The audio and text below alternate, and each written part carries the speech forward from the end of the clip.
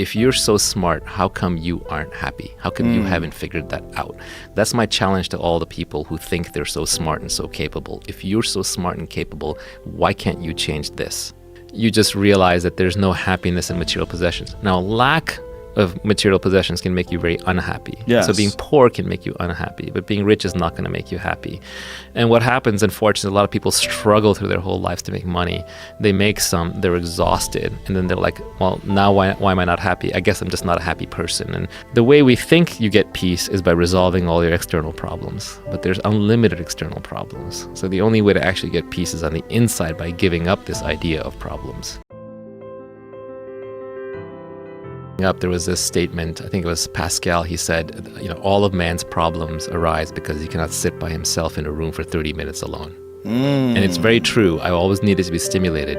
And when the iPhone came along, boredom was dead. I would never be bored again. Even if I'm standing in line, I'm on my iPhone. And I thought it was great. In modern society, we get too much information too quickly.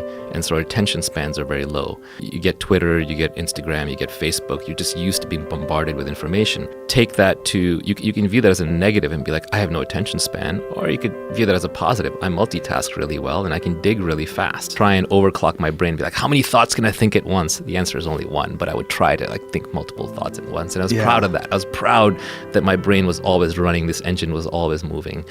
It's actually the road to misery. And now you actually want to, again, rest your mind. You want to learn how to settle into your mind. I look forward to solitary confinement. You leave me alone for a day, it'll be like the happiest day I've had in a while. It's all diseases of abundance. We are overexposed to everything. So the way to survive in modern society is to be an ascetic. It is to retreat from society. There's too much society everywhere you go. Society in your phone, society in your pocket, society in your ears. You're being socialized right now by listening to this podcast. Right. We're socializing you. We're programming you. Everyone's trying to program everybody. The only solution is turn it off. The only solution is to turn it off and concentrate on your breathing. First started meditating, it was really hard, right? Because everybody, I think a lot of people who listen to this broadcast, they've heard of meditation. It has a good rep, so everybody tries it. They struggle. They kind of give it up. It's one of those things that everybody says they do, but nobody actually does. And it's like your email inbox. It's just piling up, email after email after email that's not answered, going back 10, 20, 30, 40 years. And then when you sit down to meditate, those emails start coming back at you. Hey, what about this issue? What about that issue? Have you solved this? Did you think about that? You have regrets there? You have issues there?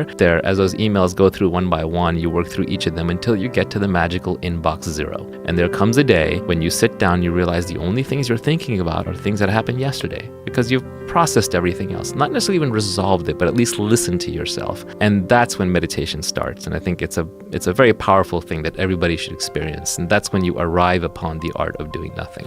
What's your ultimate state when you meditate? Like, is there a state where you've achieved, rarely if ever, where you just you're in bliss, or you're in harmony, or you're in enlightenment? Like, what psychedelic state that people encounter using so-called plant medicines can be arrived at just through pure meditation.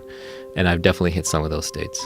You've hit some transcendent psychedelic states where you're hallucinating the whole deal? I've had trippy visuals. I've had the lights and colors. I've had the so-called downloads. I've had the realizations. I've had the bliss. I've had the light. I've had the colors.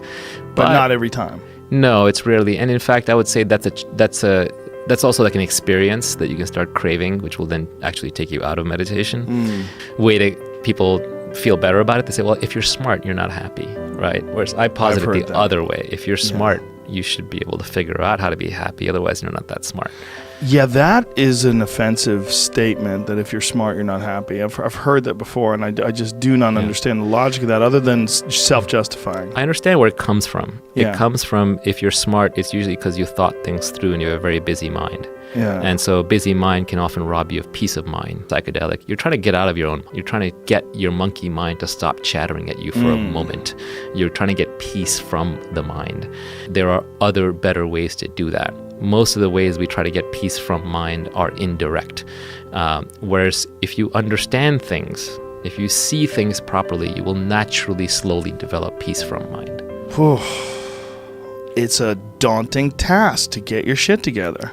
It's easier to change yourself than to change the world. That's true. And the best way to change the world is to change yourself.